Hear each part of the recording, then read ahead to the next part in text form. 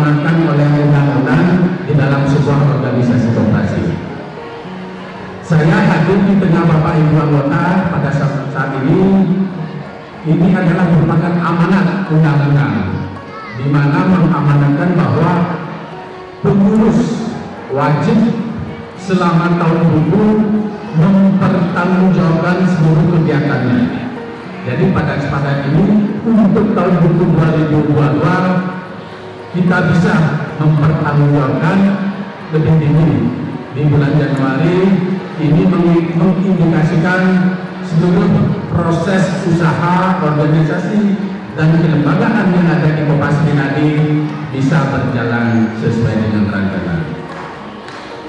Ini tentu tidak terlepas dari kerja keras, sinergisitas dengan perangkat koperasi, ada pengurus, ada pengawas, ada anggota, ada karyawan. Inilah yang mensinergikan kita kemarin, sehingga masalah-masalah yang ada di koperasi, pekerjaan-pekerjaan berat yang kita hadapi di koperasi bisa kita tuntaskan sesuai dengan rencana. Bapak Ibu anggota yang saya hormati, sebelum saya hadir di tengah Bapak dan Ibu pada hari ini, bahwasanya RHT kita sudah awali dengan prarat yang kita laksanakan pada tanggal 25 Januari kemarin. Ini artinya saat prarat semua laporan keuangan, neraca, rugi laba, rencana kerja sudah kita bahas secara detail bersama anggota di Wisata Tirta.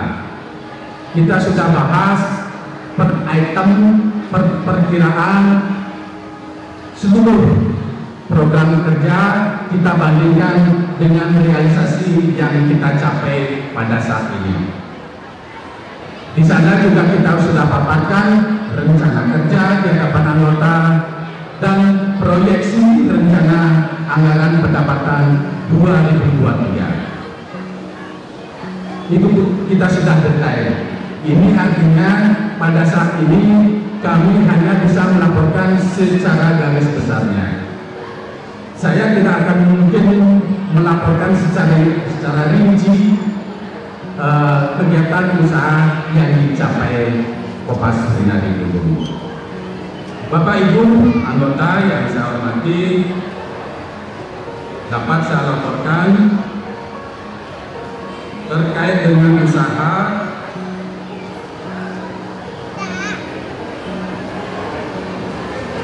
saya sudah siapkan sedikit ya. Pertama, menyangkut organisasi, dapat saya laporkan bahwasanya keanggotaan Koperasi Rinaldi sampai dengan akhir 2022 berjumlah 289 orang. Jadi di antara Bapak Ibu anggota yang hadir pada kesempatan ini adalah merupakan anggota kita.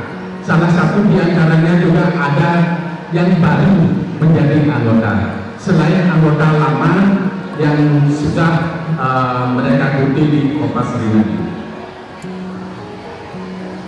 Kepengurusan masih di organisasi saya laporkan untuk kepengurusan sesuai dengan keputusan RAT tahun 2018, di mana masa bakti pengurus Koperasi Rinaldi Dukung termasuk pengawas itu 1 periode 5 tahun. Nah, sehingga nanti perlu disikapi, mungkin kalau rapat formalnya prarat itu sudah selesai, mungkin rapat untuk penarikan undiannya biar lebih promosinya lebih kena, karena kita kan mengadakan acara itu kan sebenarnya acara ini acara formalitas untuk menyampaikan pertanggungjawaban. Mungkin praratnya itu agak berat, undang anggota-anggota yang kompeten, yang mampu menganalisa laporan keuangan, sehingga mungkin acara penarikan undian kita lebih happy Itu bisa jadi. Pak Kakak tahun 86, saya 87, saya 27 tahun. Jadi unit usaha itu semua yang tidak saya ciptakan zaman saya itu cuma di bawah itu. Ada pila itu satu.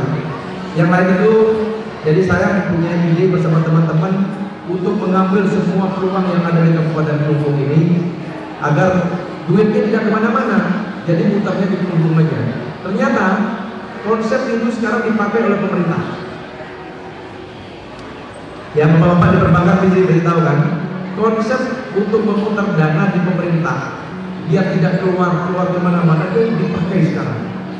Makanya pada saat saya awal bekerja di pemerintah menjadi bupati, saya membuat kebijakan menghidupkan perusahaan daerah. Banyak yang mencibir waktu itu. Perusahaan daerah itu dari mati mampu saya hidupkan sampai mati lagi. Karena apa? Teman-teman kita belum paham maksud saya waktu itu dan tidak ada kebijakan pusat ya manusia pada waktu itu. Sekarang Astur Karir apa saya buat termasuk produk UMKM penggunaan bulan itu 2015 ya, pembelian produk lokal beras 2015 Pak. Bahkan waktu saya jadi manajer di koperasi waktu dulu makan dengan teman-teman kan, saya fanatik dengan produk lokal. Beras pun saya katakan sedikit aja jual beras bermerek, jual beras lokal. Waktu itu saya selaku manajer koperasi sampai sering dijadikan narasumber di dinas pertanian, kalau di dinas koperasi oke lah, udah biasa kan, udah sering. Karena apa? Pikiran saya tentang ekonomi lokal, tentang ekonomi kerakyatan itu lengkap sekali. Nah sehingga sekarang saya merasa senang, merasa berbahagia, merasa nyambung apa yang saya pikirkan selama ini, bahkan sudah menjadi visi dan misi. Di misi saya ketiga itu jelas. Misi saya ketiga itu ekonomi sosial masyarakat berbasis kemitraan, yaitu ekonomi kerakyatan. Jadi mungkin ya teman-teman di pemerintah daerah tidak sadar apa yang saya lakukan itu bagian daripada pikiran-pikiran saya yang dulu ada, yang saya ingin tuangkan di pemerintah daerah, yang awalnya menjadi satu barang haram, sekarang menjadi barang yang halal. Apalagi produk-produk UMKM kan. Dulu saya fokus banget di bapak di perbankan ya. Produk lokal itu khusus kita pajang. Pokoknya nggak boleh dong. Saya fanatik sekali dulu. Saya nggak tahu, mungkin gara-gara itu saya jadi bupati nggak tahu gitu Pak. Ya, mungkin gara-gara itu saya menjadi bupati karena berkah Tuhan yang memberikan restu. Saya sangat fanatik.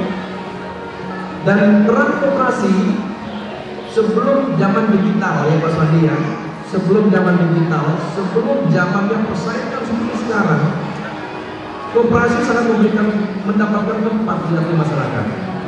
Tergantung bagaimana kita melakukan penguatan agar anggota ini menjadi kekuatan besar. Ingat pada zaman krisis ekonomi tahun 98 itu harga beras naik 2 kali lipat, tidak ada yang jual lagi. Beras lokal entah kemana larinya, gula hilang, tepung hilang. Pada saat itu saya selaku manajer koperasi, saya bisa menerobos waktu itu namanya Bank Permata yang mengeluarkan deponya gula, beras dan tepung. Sekarang Bank Permata nggak ada bayar. Masih Pak? Masih. Itu Pak. Saya hari Sabtu bisa terobos karena waktu itu menjelang galungan nggak ada gula, nggak ada tepung dan beras. Nah sehingga setelah di pemerintah Pak, saya kira pekerjaan ini sebenarnya pekerjaan tidak terlalu susah, terutama keberpihakan terhadap ekonomi kerakyatan. Tapi saya harus ngajarin bagaimana pemerintah ini berpihak pada ekonomi kerakyatan. Astur Karir sekarang dari Menteri Pan-RB membuat kebijakan terutama terkait pengadaan P3DN produk dalam negeri, di mana koperasi sekarang memberikan ruang untuk masuk ke katalog, ke toko daring untuk pengadaan asal bisa memenuhi izin atau produk-produk yang bisa masuk ke pemerintah daerah. Itu luar biasa sekarang. Jadi Pak Presiden membuat kebijakan itu tentunya setelah kemarin Pak Aswar Anas Pak Menteri Pak RP masuk karena beliau seorang bupati, maka kebijakan itu masuk Pak. Nah makanya saya katakan, nah yuk kamu mau bicara apa sekarang pemerintah daerah? Keberpihakan pemerintah kepada UMKM sudah tidak bisa ditawar-tawar lagi. Nah Bapak Ibu saya hormati, jadi keberadaan koperasi juga secara umumnya, bagaimana kondisinya pada zaman digital dan zaman persaingan bebas sekarang. Saya masih ingat pertama pada saat supermarket atau minimarket yang dibuat, itu koperasi Senyadi yang pionirnya Pak. Itu di jalan apa namanya? Jalan Gentiringnya.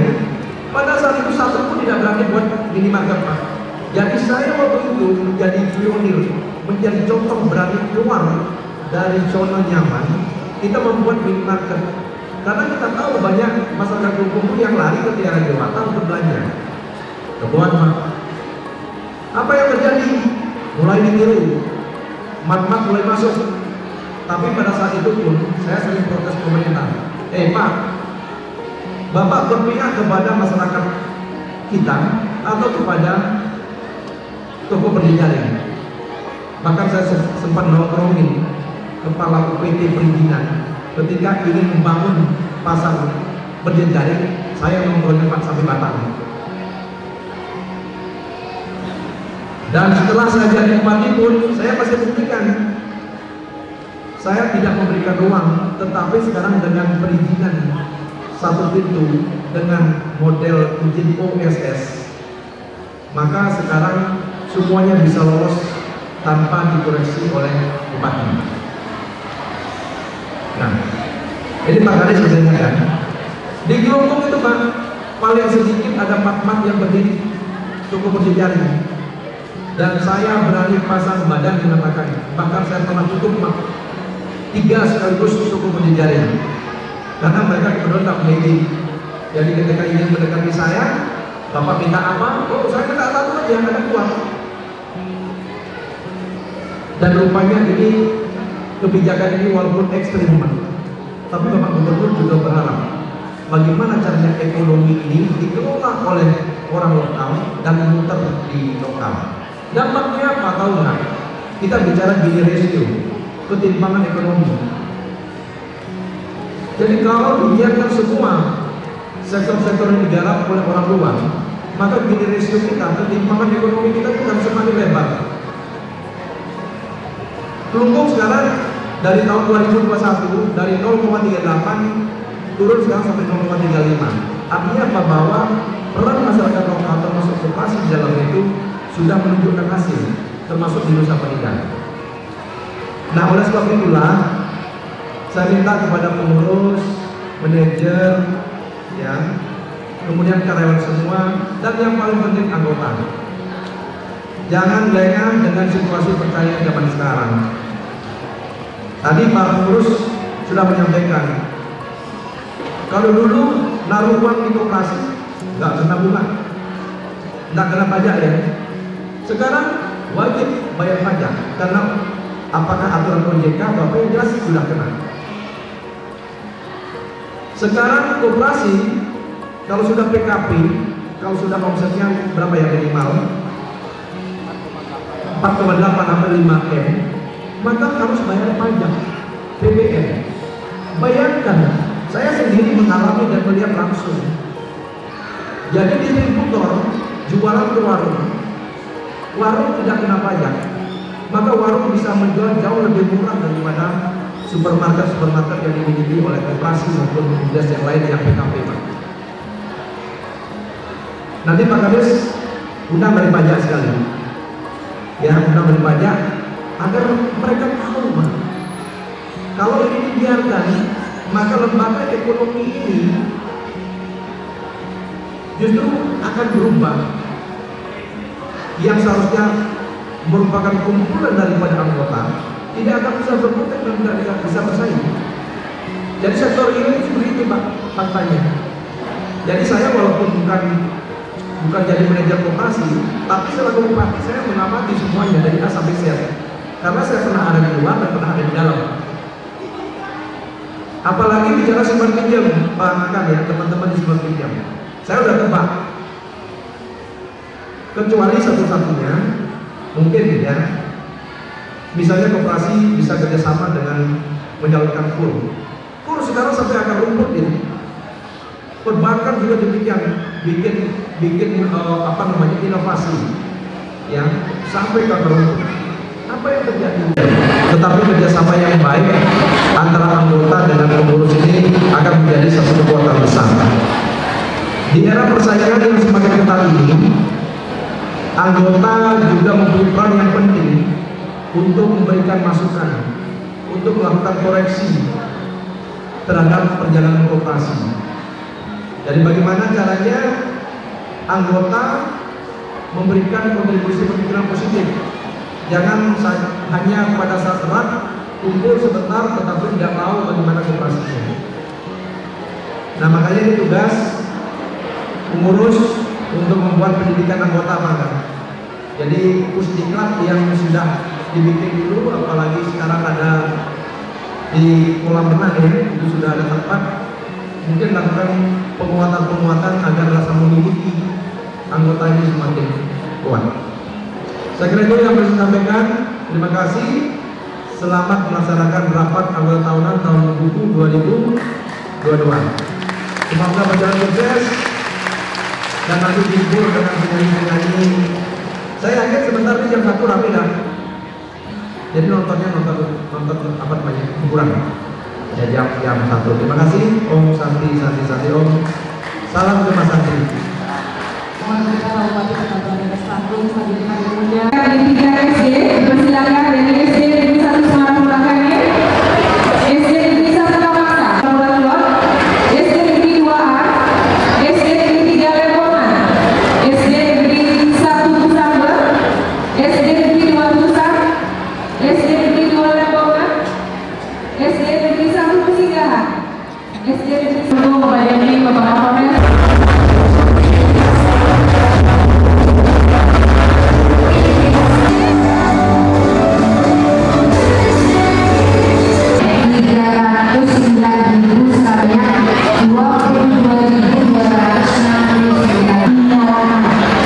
Kemudian akan dikoneksikan di proyektor